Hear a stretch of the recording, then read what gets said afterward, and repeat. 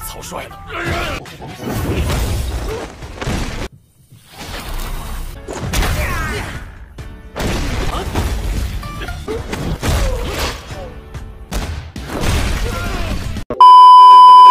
Guys, gimana kabarnya? Baik kan? Pastinya dong.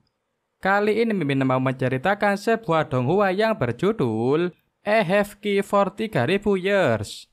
3000 tahun yang lalu, perang antara manusia dan monster menghancurkan dunia. Akhirnya seorang pria bernama Tao Qingming bangkit dan mengakhiri perang dengan kehebatannya yang luar biasa. Qingming mengumpulkan banyak anak yatim dan mendirikan sekte pedang Qingming. Bai Qiuran adalah salah satu anak yatim piatu itu.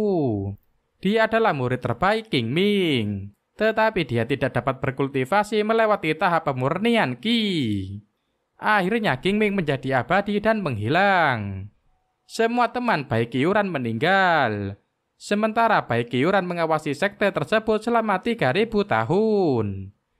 Oke, tanpa berlama-lama kita langsung gas ke alurnya dalam durasi 1 jam penuh. Let's go!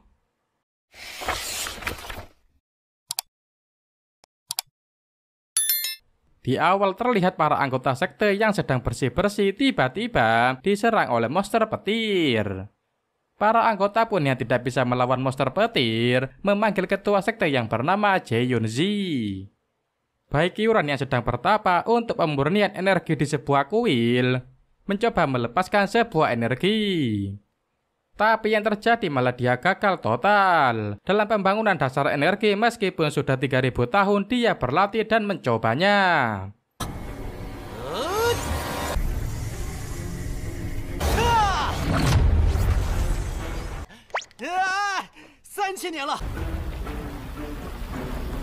Mendengar dan melihat kilatan petir, Bai Qiuran pun langsung menghampirinya dengan menggunakan kereta gantung-gantung yang super lelet.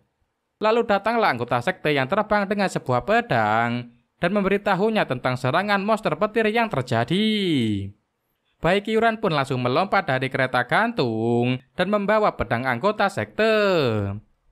Ternyata serangan monster petir ini dilakukan oleh seseorang tetua agung sekte iblis langit yang bernama Huang Fufeng. Dia sudah bertanding di 10 wilayah dan di 9 benua.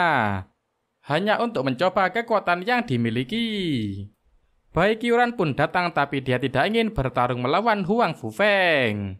Merasa ajakannya ditolak, Huang Fufeng memprovokasi Bai Qiuran. Dan akhirnya pertarungan sengit pun terjadi. Tanpa susah payah Bai Qiuran berhasil mengalahkan Huang Fufeng.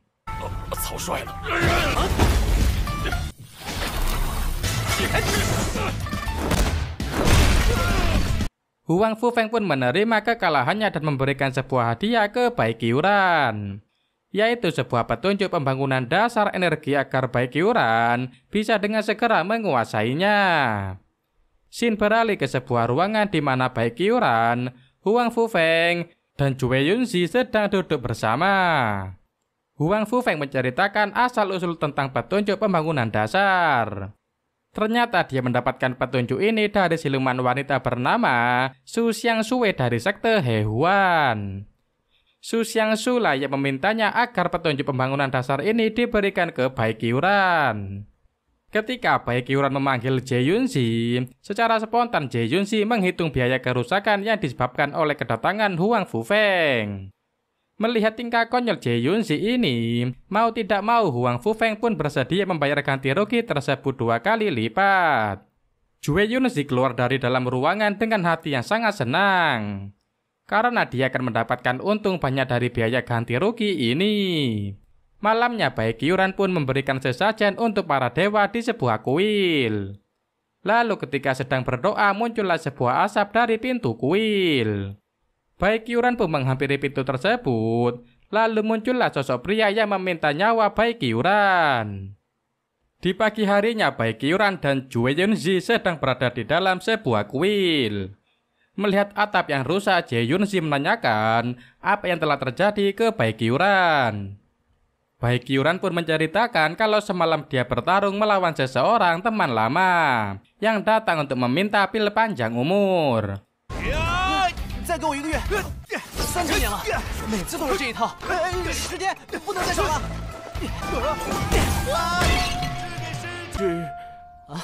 没什么。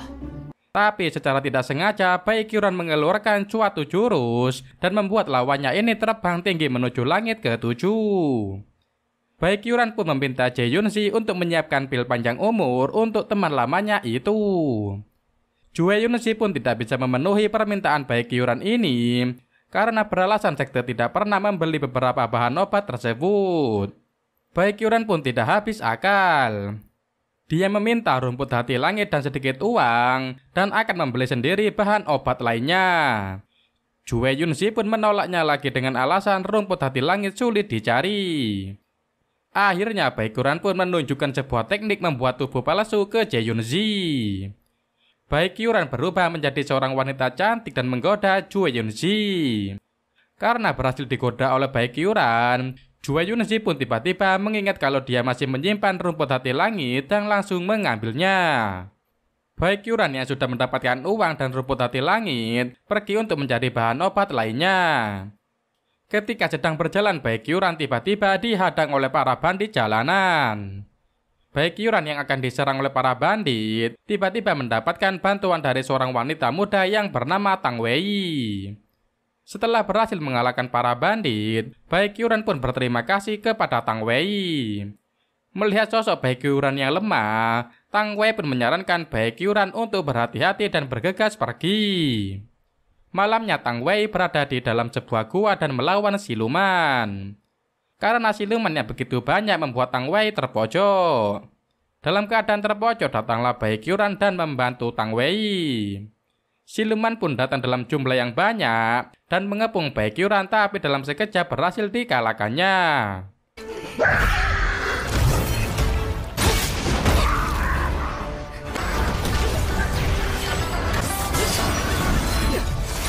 Melihat Baikyuran yang berhasil mengalahkan iblis dalam sekejap, membuat Tang Wei pun meminta bantuannya untuk membasmi siluman yang ada di negara Shangsuan.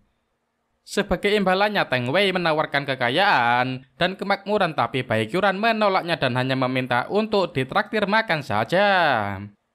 Baikyuran dan Tang Wei akhirnya berada di Shangsuan dan bertemu dengan ketua sekte He Huan yaitu Su Xiangshui. Karena sudah mengetahui sosok Su Xiangshui, Baikyuran pun memperkenalkan dan menceritakan tentang Su Xiangshui ke Tang Wei.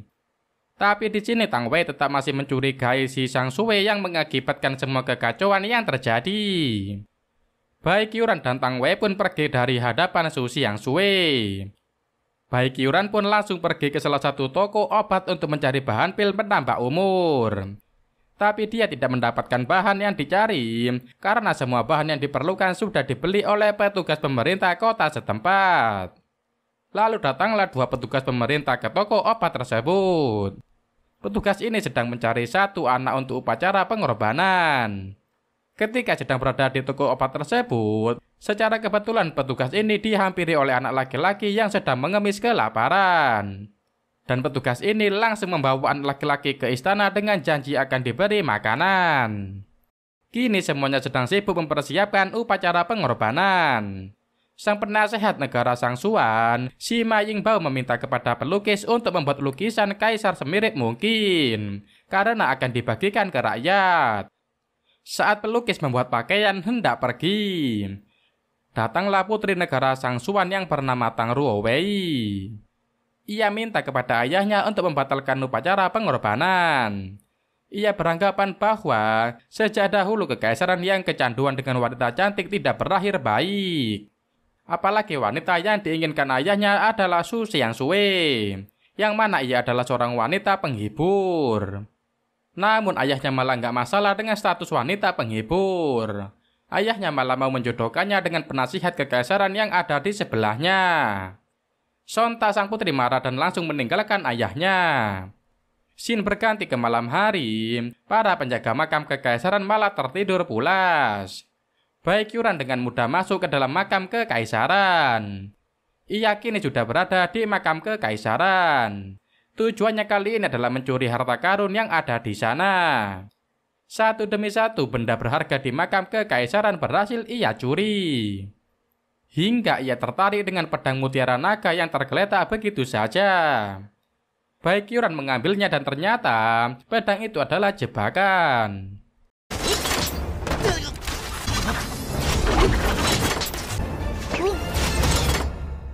Baikyuran diserang oleh senjata pertahanan yang sudah disiapkan di sana. Beruntung ia yang sudah sangat terpojok diselamatkan oleh seseorang. Mereka kini masuk ke kawasan kekaisaran yang lebih mewah. Setibanya di sana, mereka sangat curiga karena makam kekaisaran sangat bersih. Makam kekaisaran memiliki mekanisme keamanan tingkat tinggi. Tidak mungkin bisa dibersihkan dengan mudahnya. Orang yang berhasil menyelamatkan Baikyuran malah nekat dan ingin membakar makam kekaisaran. Beruntung ia berhasil dicegah oleh Baikyuran. Karena ia ngoceh terus, akhirnya Baikyuran memasukkan mutiara cahaya malam ke dalam mulutnya. Dan akhirnya dia pun diam. Scene berganti ke Baikyuran yang sedang menyusun rencana dengan Su Xiangshui. Tak luput si tukang berisik juga ada di sana.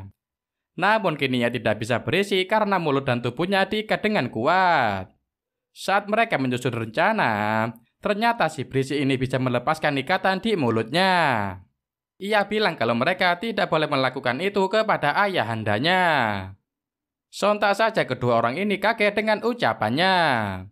Akhirnya ia bilang kalau dirinya adalah keturunan kekaisaran.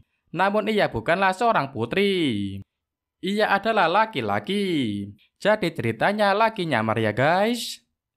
Ikatan di tubuhnya sudah dilepas oleh Su Xiangshui. Ia meminta Baikyuran untuk pergi dan meninggalkan mereka berdua terlebih dahulu. Su Xiangshui akhirnya menunjukkan alasan mereka menyusun rencana. Ia memperlihatkan luka punggungnya yang begitu parah. Su Xiangshui akhirnya menceritakan sesuatu dan membuat sang putri yang ternyata cowok bernama Tang Ruowei menangis. Keesokan harinya Tang Ruowei menceritakan kepada ayahnya yang ia ketahui kemarin. Hal tersebut sudah sesuai rencana ayah Ruowei sampai menangis. Namun ketika Tang Ruowei bilang kalau Su Xiangshui akan memberikan kejutan, ia pun langsung senang. Setelah terlalu senang, yang mulia ini ternyata memiliki penyakit jantung. Yang mana penyakitnya malah kumat. Pelayan dengan sigap memberikan obat kepadanya. Tapi ngasihnya malah tumpah-tumpah. Aduh. Dengan begitu rencana dari Baikyuran dan Su Xiangshui berjalan lancar. Scene berganti ke malam hari di mana Tang Ruowei dan Su Xiangshui sedang mempersiapkan diri. Ternyata rahasia yang disembunyikan Su Xiangshui adalah ia anak dari Raja Siluman dan Manusia. Rencana mereka adalah mencari dalang dari masalah siluman mayat dan membuktikan kalau Su Xiangshui tidak bersalah. Scene berganti ke penasehat kekaisaran. Ia sedang bersantai dan bawahannya melaporkan persiapan mereka sudah diatur. Ternyata kali ini adalah Su Xiangshui. Malam hari sebelum upacara pengorbanan, beberapa anak sudah disiapkan. Di antaranya adalah Baikyuran yang menyamar menjadi anak kecil. Setelah para petugas pergi, Baikyuran bangun dan menaburkan serbuk yang bisa membuat anak-anak itu terbangun. Keesokan harinya, upacara pengorbanan pun dimulai. Penasehat kerajaan memimpin acara tersebut. Namun anak-anak yang ingin dikorbankan malah tidak ada di tempatnya. Sontak saja ia kaget bukan main. Tiba-tiba muncul anak-anak dengan bahagianya menari dan menyambut pengantin wanita. Datanglah Su Xiangshui dengan sangat anggun. Baikyuran yang sedang menyamar menjadi anak kecil, tiba-tiba merobek pakaian dari penasehat kerajaan. Setelah ia merobek pakaian dari penasehat kerajaan, ternyata ia adalah siluman pohon. Hal tersebut diketahui karena robekan pakaiannya tiba-tiba menjadi daun. Melihat ada Baikyuran di depannya, ia pun langsung menjauh dari sana. Ia melompat dan menunjukkan jati dirinya sebagai siluman pohon. Siluman pohon itu bernama Cui Luo. Ibunya meninggal di tangan Baikyuran.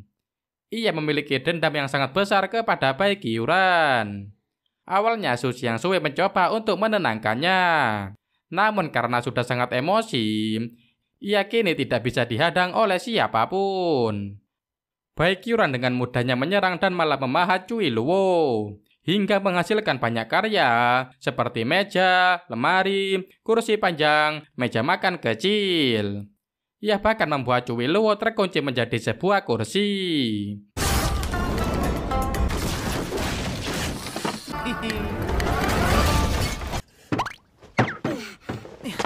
Lanjut ke ceritanya, untuk memastikan apa saja yang dilakukannya, Baekhyun bertanya apakah formasi penghisap darah di makam kekaisaran dibuat olehnya. Ternyata benar saja dalam dibalik semua ini adalah si siluman pohon Cuwi Luo. Namun ia sudah menyiapkan alternatif jika anak-anak itu tidak bisa digunakan. Cuwi Luo yang sudah memiliki darah dari turunan asli kekaisaran, ia menggunakan setetes darahnya untuk mengaktifkan formasinya. Alhasil ia menghisap darah dari para penduduk, menjadikan mereka sebagai tumbal kebangkitan kaisar terdahulu. Satu-satunya cara untuk menghentikannya adalah dengan keturunan resmi. Orang yang ingin dibangkitkan di sana adalah kakeknya sendiri. Namun pengorbanannya tidaklah sedikit. Demi menjadi kuat, si kakek tuwir ini rela mati dan dibangkitkan kembali dan bisa membantai para siluman. Setelah formasi sudah tidak aktif, akhirnya Baekhyun datang tepat waktu menolong Tang Ruowei. Setelah itu datanglah waktu pembantaian. Dengan mudahnya ia mengalahkan si kakek tuwir. Baekhyun malah menjadikannya mainan.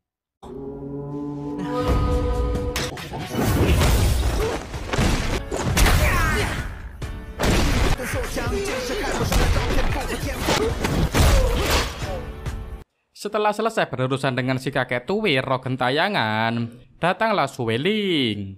Ia ke sana karena terjadi banyak kehebohan di wilayahnya. Tugasnya adalah membereskan roh gentayangan yang ada di sana. Baekhyun demi menghindari Su Xiangxue juga membantunya ke bawah reruntuhan. Setelah mengetahui siapa itu Baekhyun, akhirnya Tang Ruowei berencana untuk menjadikannya gurunya. Ayahnya juga mendukung akan hal tersebut. Setelah perdebatan yang alot, akhirnya kaisar menghentikan mereka dan mengajaknya untuk makan. Setelah makan mereka mimi enak. Kemudian Tang Ruowei dan putri ditinggalkan di kasur yang sama oleh para pelayan. Namun ternyata Baekhyun tidaklah tertidur. Ia kemudian menyelimuti putri dan pergi. Scene berganti ke Baekhyun yang sedang bertarung di udara. Setelah bertarung yang cukup lama, Baekhyun berhasil mengalahkannya. Namun tiba-tiba malaikat Suweling datang dan mengikatnya. Ia menariknya untuk segera pergi ke alam baka. Saat sedang berpegangan ke batang pohon, tiba-tiba ada pil penambah umur yang datang ke mulut Baekhyun. Ternyata itu adalah ulah dari Su Xiangxue. Scene berganti ke Tang Ruowei yang datang untuk berguru. Di sana ia melaporkan bahwa dirinya diselamatkan oleh kakek paman guru sekte pedang Qingming di negaranya Shangxuan. Maksudnya diselamatkan sama Baekhyun ya guys. Namun kedatangannya ditolak oleh ketua sekte di sana. Tang Ruowei memohon karena ingin menjadi kuat demi menyelamatkan negaranya. Negara Shangxuan terus-terusan diserang oleh siluman. Setelah negosiasi yang cukup alot, ketua sekte pedang akhirnya deal untuk membantu Tang Ruowei dengan bayaran 10.000 tel perak. Akhirnya kesepakatan pun terjadi. Ketua sekte kultivasi akhirnya membawa Tang Ruowei ke gunung tempat Baekhyun istirahat. Mereka datang secara ramai-ramai, hingga akhirnya diusir semua oleh Baekhyun. Namun saat ketua sekte pergi, Tang Ruowei ditinggal di sana. Scene berganti ke malam hari, Baekhyun nampaknya kesulitan menerjemahkan apa yang diberikan oleh ketua sekte. Ia meminta tolong kepada Tang Ruowei untuk menerjemahkannya. Tang Ruowei bersedia menerjemahkannya, namun Baekhyun harus menerimanya menjadi muridnya. Akhirnya Tang Ruowei pun dengan terpaksa diangkat jadi murid Baekhyun. Hari pertama sebagai murid Baekhyun, sebelum mulai pelatihan, Tang Ruowei harus menerjemahkan terlebih dahulu papan batu yang diberikan ketua sekte pedang. Karena ini adalah syarat menjadi muridnya, maka dari itu Tang Ruowei sangat fokus menerjemahkan apa pesan yang ada di papan batu itu. Ia membutuhkan konsentrasi yang sangat tinggi dan tidak bisa diganggu. Baekhyun yang merupakan gurunya sampai tidak berani mengganggunya. Setelah menunggu sekian lama, akhirnya terjemahan berhasil diselesaikan. Namun ketika dicek oleh Baekhyuran, ia sama sekali tidak mengerti apa yang ditulis oleh Tang Ruowei. Ia menerjemahkannya dengan menggunakan tulisan negaranya yang tidak diketahui Baekhyuran. Akhirnya ia meminta kepada Tang Ruowei untuk menjelaskannya. Singkatnya, papan batu itu berisi tentang keberadaan sesuatu yang disebut Dewa Tanah atau bisa dipanggil juga Dewa Daratan. Baekhyuran merasa ada yang aneh di sini. Ia curiga Huang Fufeng, si ketua sekte yang sembrono, tidak menjiplak semuanya. Akhirnya Baekhyuran mengajak muridnya Tang Ruowei untuk turun gunung dan berlatih. Aslinya dia mau mencari tahu sendiri apa yang ada di papan prasasti itu. Scene berganti ke Baekhyuran dan muridnya yang sudah siap dan sedang menunggu kendaraan mereka. Tiba-tiba angin datang dan muncullah seseorang dengan pakaian yang imut. Diketahui orang itu bernama Huang Fu atau biasa dipanggil kusir sama si Baekhyuran. Dikiranya Baekhyuran sendiri, ia nampak cuek dengan penampilannya. Namun ternyata Baekhyuran bersama seorang perempuan dan ia langsung berubah bentuk jadi angin hitam dan kembali dengan pakaiannya yang lebih baik. Ia sempat ngomel ke Baekhyuran karena tidak setia kawan. Namun Baekhyuran menjelaskan kalau dia itu muridnya.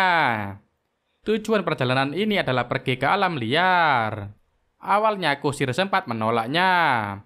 Namun setelah diberitahu kalau ada kemungkinan ini dapat meningkatkan kultivasinya setelah periode Mahayana, ia langsung semangat dan bergegas. Perjalanan mereka begitu jauh, dari pemandangan yang indah hingga melewati serangan siluman. Tak terasa mereka sudah sampai di tujuan. Pendaratan kali ini tidak berjalan mulus. Mereka turun di tengah padang pasir. Ketika dirasa salah tujuan, Tang Ruowei tiba-tiba mendekati sesuatu yang imut.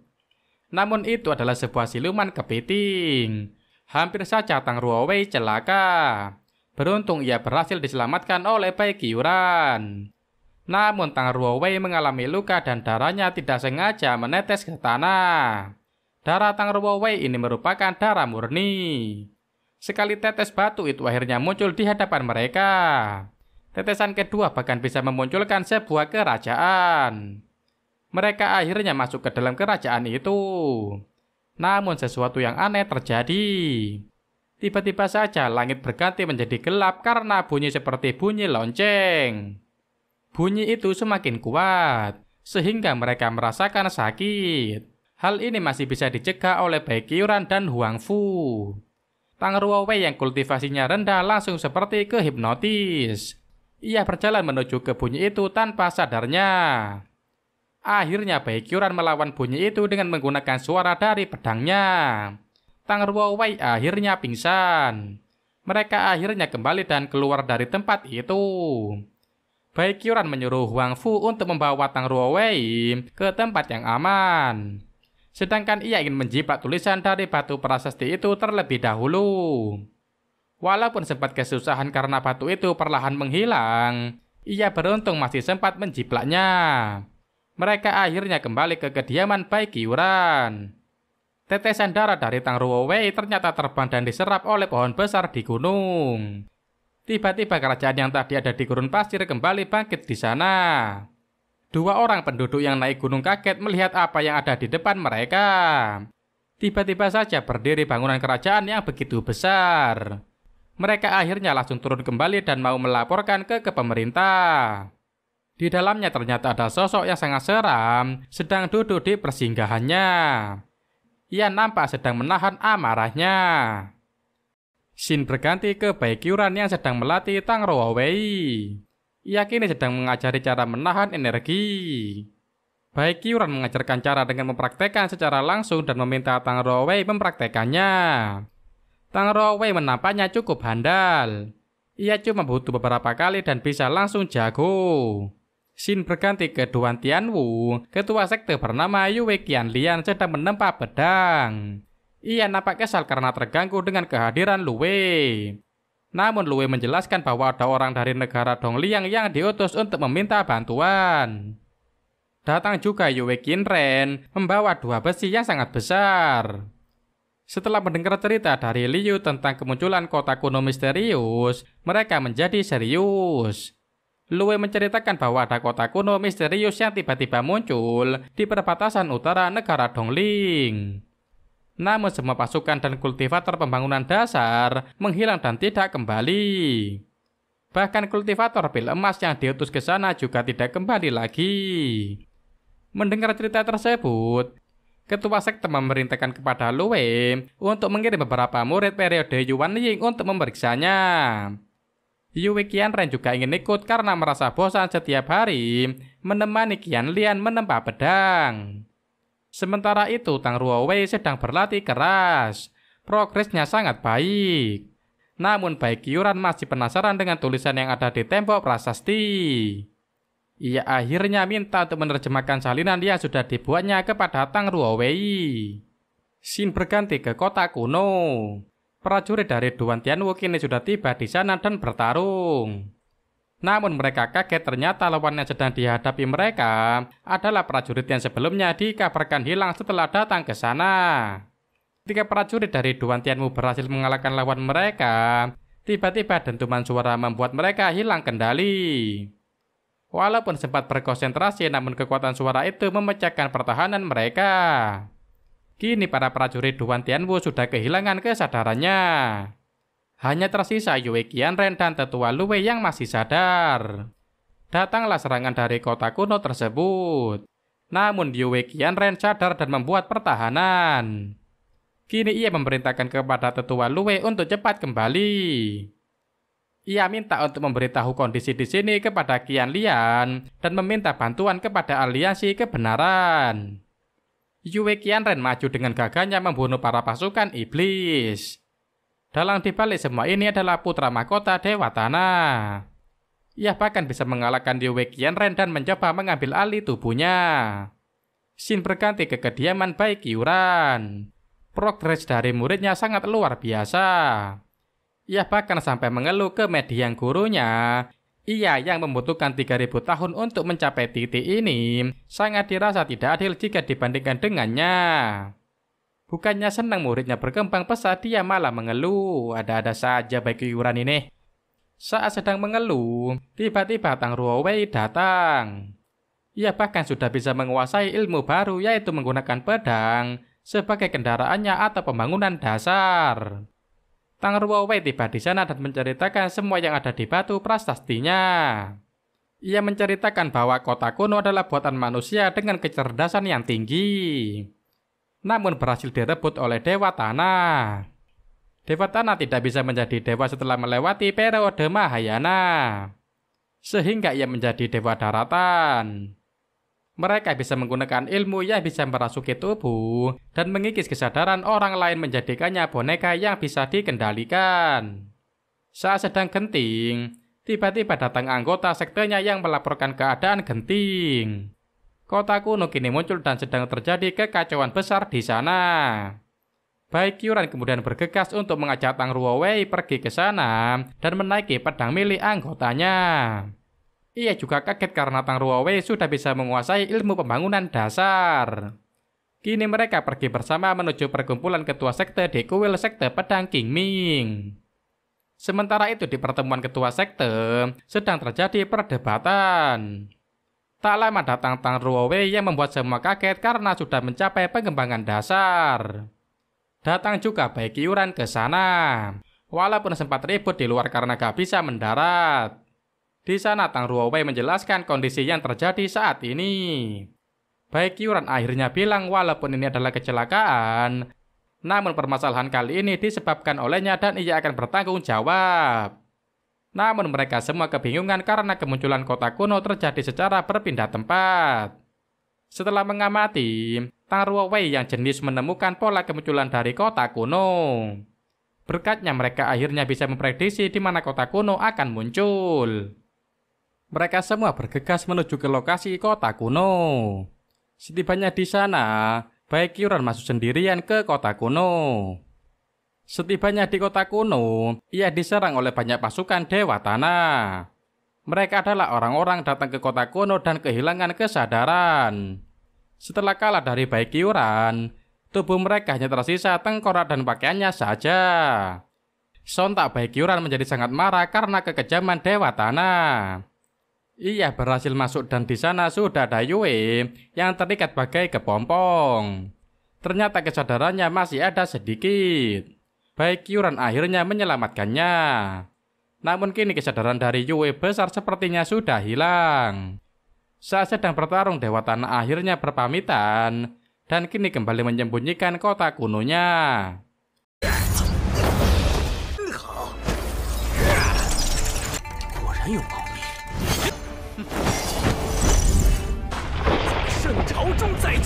Melihat hal itu, Baikyuran sempat melancarkan serangan dengan melemparkan pedangnya. Namun hal itu sia-sia dan akhirnya ia kembali ke rombongan ketua sekte. Setibanya di sana, ia tiba-tiba dapat tamparan segar dari muridnya. Hal itu ia lakukan untuk mengecek apakah Baikyuran masih memiliki kesadaran atau tidak. Baikyuran menceritakan bahwa Yue masih memiliki kesadaran dan mereka mungkin bisa menolongnya. Namun Dewa Tanah bisa menggunakan teknik ruang sehingga ia kehilangan Yue besar. Mendengar hal itu, Yue kecil nampak sangat sedih. Baikyuran menanyakan kepada Yue kecil, apakah ada orang yang selamat ketika mereka datang ke kota kuno. Ia teringat ada seorang yang bisa kembali, yaitu Tetua Liu. Namun kondisinya saat ini sungguh mengkhawatirkan. Ia yang sebelumnya kehilangan kesadaran kini sudah bangun namun tidak ingat apa-apa. Nampak Baikyuran merasa curiga di sini. Scene berganti ke dalam kota kuno. Di sana terdapat Yue besar yang sedang diikat. Ia kini sedang berhadapan dengan putra mahkota Dewa Tanah. Nampaknya apapun yang dirasakan Yue besar bisa dirasakan juga oleh Yue kecil. Ketika Yue besar ditusuk pedang, Yue kecil juga merasakannya. Scene berganti ke kediaman Tetua Liu. Ia didatangi oleh Baikyuran yang menyamar menjadi Yue kecil. Ia yang sudah curiga kepada Tetua Liu akhirnya datang dengan membawa Tang Rongwei dan Li. Li memiliki ramuan yang bisa membuat orang berkata jujur tanpa ia sadari. Akhirnya mereka mengorek informasi dari Tetua Liu. Mereka mendapat banyak informasi darinya. Ia ternyata kini dirasuki oleh Dewa Tanah. Kemudian orang yang merasuki Yue besar adalah putra mahkota Dewa Tanah dan menanyakan banyak hal lain. Ternyata penyebab kekacauan ini juga merupakan ulah dari Dewa Kecerdasan yang bekerja sama dengan Dewa Tanah. Setelah semua informasi mereka dapatkan, Baikyuran memanggil Su Weiking yang sendari tadi ada di sana namun tidak menampakkan dirinya. Su Weiking kemudian mengeluarkan roh Dewa Tanah dari tubuh Tetua Liu. Ia juga berhasil menangkap roh Dewa Tanah yang mencoba untuk kabur. Sebelum pergi, Su Weiking memberikan gulungan yang berisi formasi untuk melawan teknik teleportasi ruang yang dimiliki putra mahkota Dewa Tanah. Setelah Su Weiking pergi, Baikyuran memerintahkan untuk memanggil Luafu dan Jue Yunzi serta semua orang dari aliran iblis dan aliran kebenaran. Baikyuran nampak sedang merencanakan serangan besar-besaran. Kini para ketua sekte kembali rapat dan Baikyuran merencanakan strategi untuk berperang. Namun ketua dari sekte iblis Huang Fu dengan polosnya bilang, "Bai, apa kau sendirian bisa mengalahkan dewa?" Mendengar hal itu, Baikyuran menampak kesal dan menjawab, "Kalau aku tidak bisa, bukankah kalian semua juga tidak akan bisa? Emang kalau udah terlalu OP itu tingkat humornya beda ya guys?" Tiba-tiba terdengar kekacauan di luar. Ternyata Yue kecil datang dengan seragam tempurnya siap bertarung demi menyelamatkan kakaknya. Baikyuran kini sedang menebar selembaran dengan Tang Rongwei, himbauan untuk rakyat agar tidak keluar. Kemunculan kota tua ternyata berada di udara. Peperangan besar akhirnya pecah. Para sekte menyatukan kekuatannya dan membasmi para pasukan putra mahkota Dewa Perang. Tang Rongwei juga diutus oleh Baikyuran untuk ikut berperang. Kini tersisa Baikyuran dan Yue kecil yang sudah memakai jubah perangnya yang masih di bawah. Putra mahkota Dewa Tanah nampaknya sudah tidak sabar karena pasukannya terus dikalahkan. Akhirnya ia sendiri datang untuk maju. Ia datang dengan serangan yang kuat dan sempat memukul mundur kekuatan dari sekte Padang.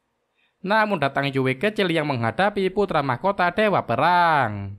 Mereka akhirnya bertarung hebat.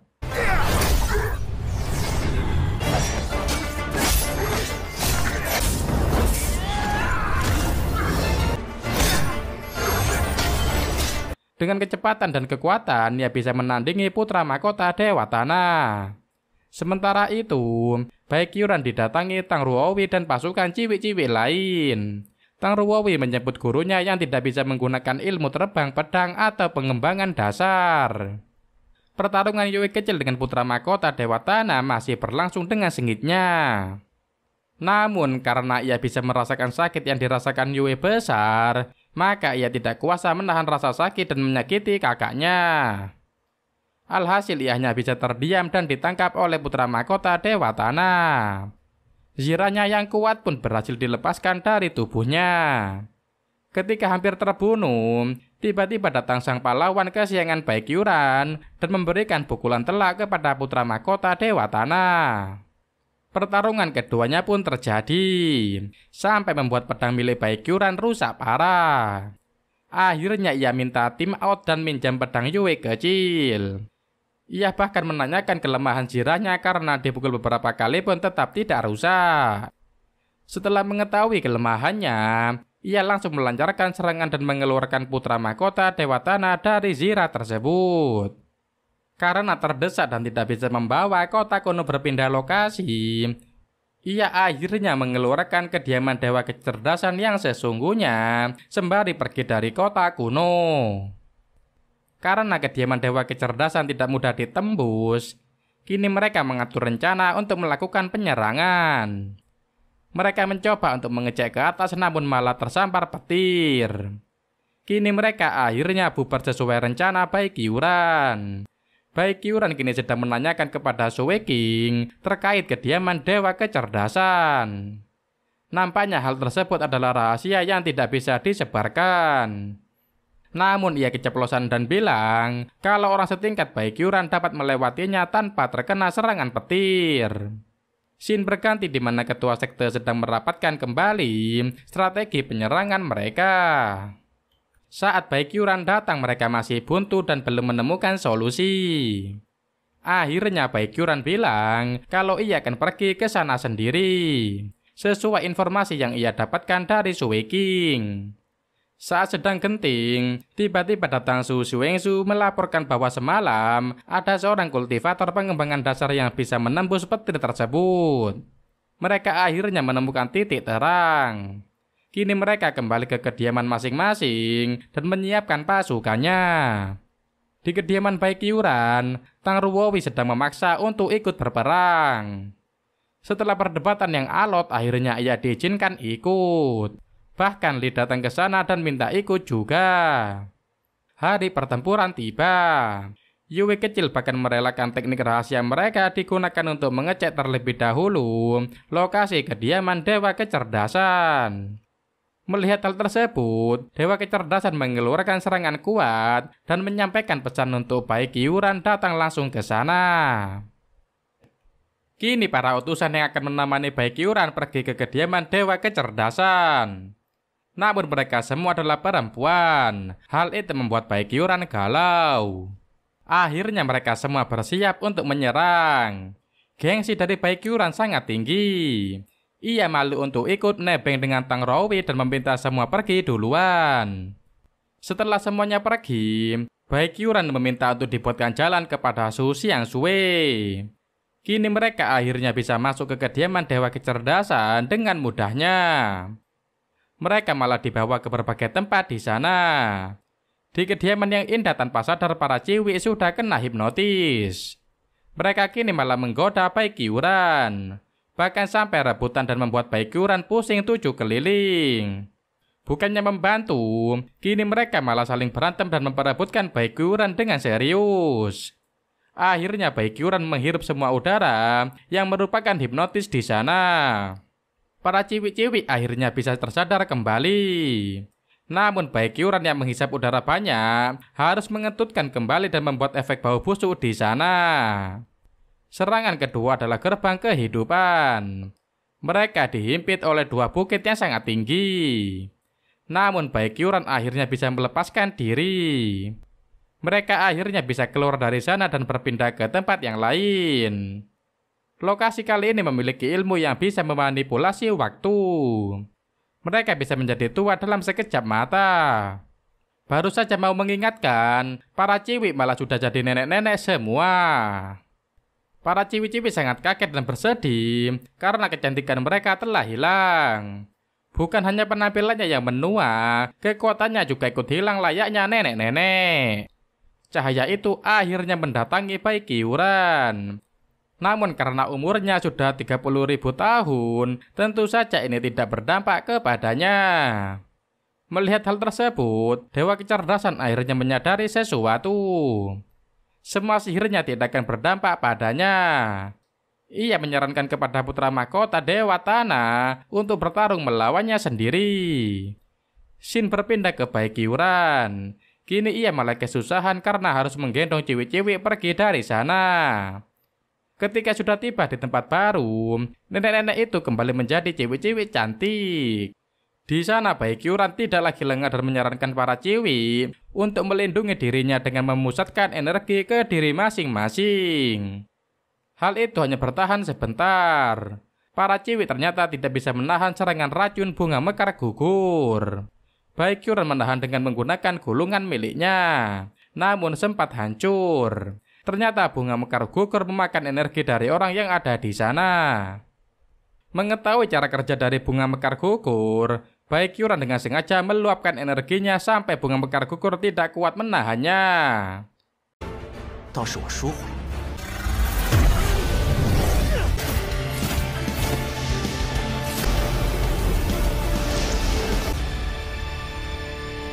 Setelah melalui banyak tempat, kini mereka tiba di tempat Sui King.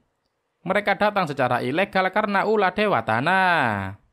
Ketika sudah masuk, Sui King malah menggoda Bai Qiuran agar tidak keluar lagi karena sudah masuk. Mereka kini masuk ke akhirat. Syaratnya adalah minum sebelum lewat jembatan. Minuman dari air mata para ciwi adalah milik orang lain. Mereka hanya minum semangkuk kecil.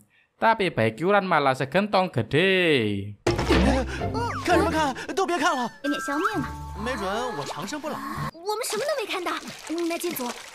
Perjalanan ke akhirat akhirnya selesai. Mereka sempat membawa barang-barang dari akhirat, namun diambil oleh Bai Qiuran dan diminta kepada Sui King untuk mengembalikannya ke akhirat. Perjalanan mereka kini di langit. Saat sedang membaca peraturan di sana, tiba-tiba para ciwi hilang. Mereka ternyata sudah kena hipnotis di sana. Bahkan Bai Qiuran juga terkena hipnotis dan merenungkan masa lalunya. Ternyata hipnotis di sana adalah membingungkan pikiran. Beruntung mereka bisa keluar dari hipnotisnya masing-masing. Setelah mereka sadar, muncul ular besar dari kaca yang menyerang mereka. Dengan sigap Bai Qiuran menahan serangannya dan melindungi ciwi-ciwi. Ia bahkan merencanakan strategi untuk mengalahkannya. Tanpa butuh waktu lama, alhasil ular tersebut berhasil dikalahkannya dan menjatuhkan batu sinar bulan.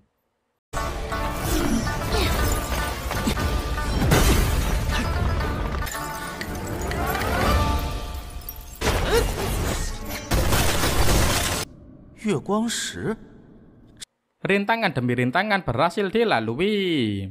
Kini malah menjadi keuntungan untuk Bai Qiuran. Namun kecelakaan terjadi. Saat hendak menolong, Tang Ruowi malah celaka. Ia berdarah dan membuat ular itu menjadi besar. Hal tersebut karena darah murni miliknya. Bai Qiuran akhirnya bertarung dengannya. Tentu saja lawannya pasti akan kalah. Kini Bai Qiuran mulai serius karena musuhnya sudah mengetahui darah murni kini bersamanya. Para ciwi dipimpin Bai Qiuran kini bertarung dengan keras. Ini bagaikan latihan untuk mereka. Dengan kerjasamanya mereka akhirnya bisa mengalahkan siluman ular di sana. Akibat hal itu, putra mahkota Dewa Tanah tidak tahan lagi dan datang ke sana. Ia datang dan menggunakan batu permata sebagai bahan penciptaan tubuhnya. Oh iya, Mimin lupa ngasih tahu, si putra mahkota ini butuh objek untuk menjadikan wadahnya ya. Bentuknya yang seram dan gahar, ternyata bukan apa-apa bagi Bai Qiuran. Ia dengan mudah mengalahkan putra mahkota Dewa Tanah dan mendapatkan batu permata yang lebih baik kualitasnya.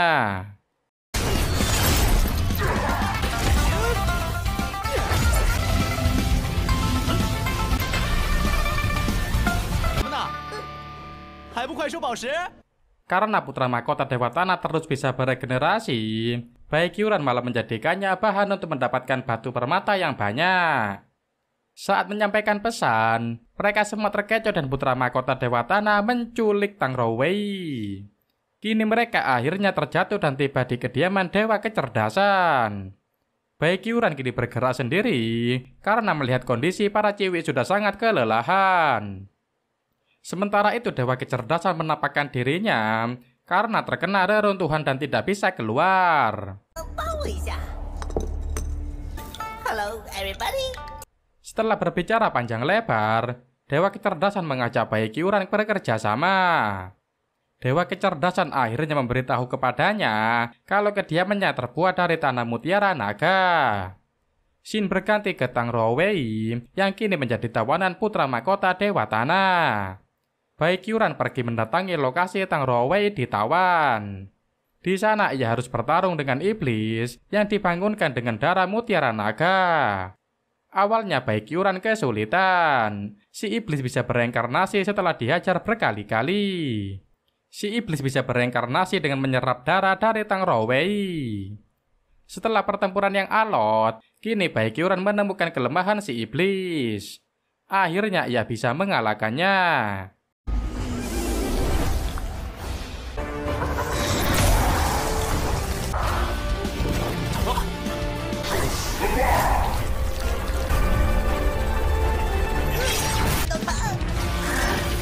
Kini putra mahkota Dewa Tanah menjadikan Tang Rowei sebagai sandranya. Kondisi kediaman Dewa Kecerdasan perlahan mulai runtuh. Hal tersebut menyebabkan banyak reruntuhan seperti meteor berjatuhan. Kini putra mahkota kerajaan meminta kepada Baekhyuran untuk menyerahkan tubuhnya. Ia menyiasati rencana dengan berpura-pura menyerahkan tubuhnya. Sang putra mahkota Dewa Tanah hendak memasukkan jiwanya kepada tubuh Baekhyuran. Ia berhasil menangkapnya. Kemudian ia meminta kepada Tang Rowei untuk mematahkan benda yang sebelumnya ia berikan. Dan boom, ledakan besar pun terjadi.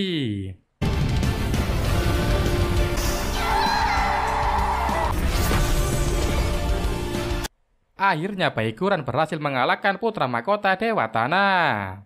Kini Tang Rowei berhasil diselamatkan dan putra mahkota Dewa Tanah berhasil dikalahkan. Baekhyuran membawa Tang Rowei kembali ke lokasi mereka sebelumnya menuju Dewa Kecerdasan. Namun ledakan tadi ternyata membuat kota dari kediaman ini hancur. Kini bangunan itu akan jatuh dan menghancurkan bangunan di bawahnya seluas radius 100 km. Di bawah kondisi semakin parah. Saat mereka sedang putus asa, tiba-tiba datang Baekhyuran dan rombongannya. Kondisi di sana kini sangat parah. Mereka bahkan harus mundur karena tidak akan kuat menahan bangunan yang runtuh itu. Kini Baekhyuran sendiri yang akan menahannya dengan kekuatannya. Akhirnya Baekhyuran mengeluarkan semua kekuatannya untuk menahan reruntuhan bangunan dan menyerapnya.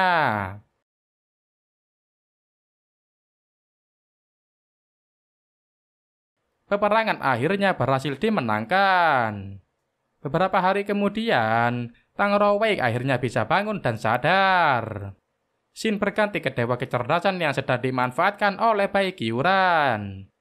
Kini Baekhyuran menanyakan kepadanya, apakah ia bisa mencapai pembangunan dasar. Dewa Kecerdasan menjawab bisa. Namun ketika ditanya caranya, ia bilang tidak tahu. Ternyata tubuh milik Baekhyuran adalah tubuh keirian langit. Setelah kaget, ia malah menanyakan apa itu tubuh keirian langit. Kemudian Dewa Kecerdasan menjelaskan, hal tersebut merupakan penyebab Baekhyuran tidak bisa mencapai pembangunan dasar. Kini Baekhyuran adalah orang terkuat di dunia dan tidak ada yang mampu menandinginya. Namun hal itu menjadikannya bosan. Akhirnya Dewa Kecerdasan menjelaskan, di lukisan dindingnya pemilik tubuh keirian langit pertama sedang bertarung dengan dewa. Namun di sana juga ada siluman. Mendengar hal itu, ia akhirnya kembali semangat. Shin berganti ke Baekhyuran yang bertemu dengan Su Xiangshui. Di sana Su Xiangshui meminta bantuan kepadanya karena sedang terjadi permasalahan di dunia siluman. Kebetulan nih, kata si Baik Yuran. Ia kemudian bilang ingin membantunya dengan satu syarat. Ia mau menggali makam leluhurnya. Dan ceritanya pun berakhir di sini. Gak kerasa ya guys, saking serunya. Gimana menurut kalian? Apakah cerita dari si Baik Yuran ini seru menurut kalian? Penasaran gimana kelanjutan dari petualangan Baik Yuran yang menjadikan tetua siluman sebagai tandingnya? Coba tulis di komentar ya pendapat kalian. Jangan lupa juga like and subscribe biar Mimin makin semangat untuk upload setiap hari. Oke, sekian dulu dari Mimin. Sekian, terima kasih.